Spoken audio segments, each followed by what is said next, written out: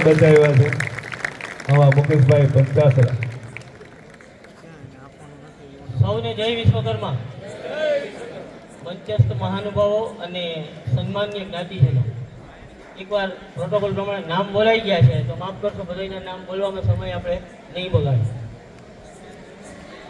હવે તમને બધાને થતું હશે કે ચૂંટણી શું કામ આવી. વાત છે ઓપરેશન સિંદૂરની. જ્યારે નરેન્દ્ર મોદી ઓપરેશન સિંદૂર થયું પછી એમને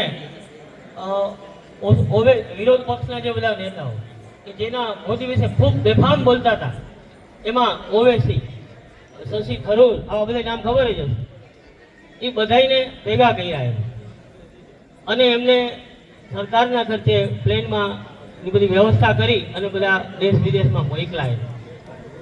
હવે જો નરેન્દ્ર મોદી આ કામ કરી શકતો હોય તો પછી મેં પણ એની જે ક્લિપ છે એ આપણા જ્ઞાતિ અગ્રણીઓમાં સૌથી પહેલી ક્લિપ મેં અમુભાઈ ભારતીયાને મોકલેલી. સૌથી પહેલી જેટલા આપણી જ્ઞાતિના કેટલી સંસ્થાઓ છે, બરાબર, એટલે કે આ બધી સંસ્થાઓ કેમ ભેગી ન થઈ શકે.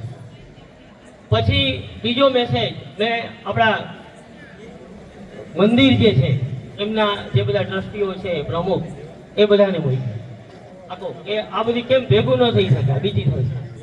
પછી ત્રીજું કન્યા છાત્રાલય જે સંભાળતા હતા યોગીનભાઈ.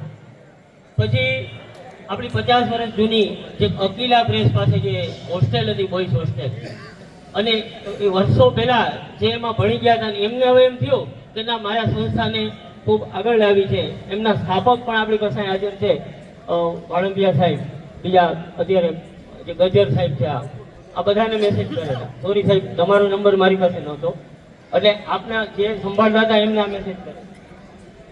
કેળવણી મંડળ એમાંથી પણ બધા જે છે, જે બધા ટૂંકમાં બધી સંસ્થાઓના કે ભાઈ આપણે આપણી 7 સંસ્થાઓ જો ભેગી થાય ને તો રાજકોટની જે જ્ઞાતિ છે ને એમાં 4 ચાંદ લાગી જાય. અને આજે મને આનંદ છે કે એમાંથી 6 સંસ્થા ભેગી થાય છે. એના માટે એકવાર જોરદાર તાલિયા.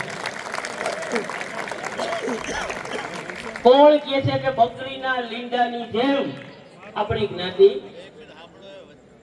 બરાબર, આવો મેસેજ એ તરીકે આપણી નાયતમાં બકરીના લીંડા. શું આજે આ મંચ પર આપણી આવી મહાન 6 સંસ્થાઓના હોદ્દેદારો નથી ભેગા થયા? જો મારી કુદરતી મેં દાદાને પ્રાર્થના કરી કે મારી આ ઈચ્છા છે, તો ત્યારે બધા એમ કહેતા હતા કે કોઈ ભેગા જ ન થાય. આપણા સમાજમાં શક્ય જ નથી કે આ કોઈ ભેગા જ ન થાય. આજે મને સૌથી વધુ ગર્વ છે કે આજે આપણી વચ્ચે આ બધા મહાનુભાવ ઉપસ્થિત છે અને એ બધાનું એક જ કહેવાનું છે કે હવે આ બધા ભેગા થઈ અને નાચને આપણે કોઈ નવી ઊંચાઈએ લઈ જવો છે.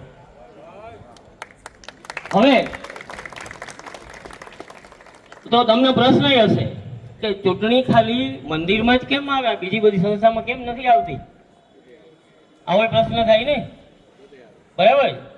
તો ખરેખર તો એમનું જે બંધારણ છે એમાં મંદિરનું જે બંધારણ પ્રમાણે એ પબ્લિક ટ્રસ્ટ છે, એટલે એમાં સમગ્ર જ્ઞાતિજનો મતદાન કરી શકે અને એ એમના હોદ્દેદારો ચૂંટી શકે.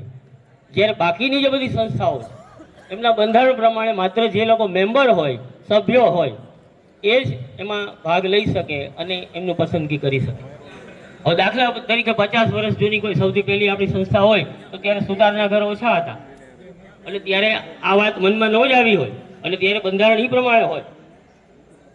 તો સૌથી પહેલી તો અત્યારે જે બધા બિરાજમાન ટ્રસ્ટીઓ છે એને પહેલી મારી અપીલ છે કે જો ટ્રસ્ટનું બંધારણ બદલી શકે એમ હોય તો પહેલું કામ આ કરો કે સમગ્ર જ્ઞાતિજનો એના સભ્યો હોય.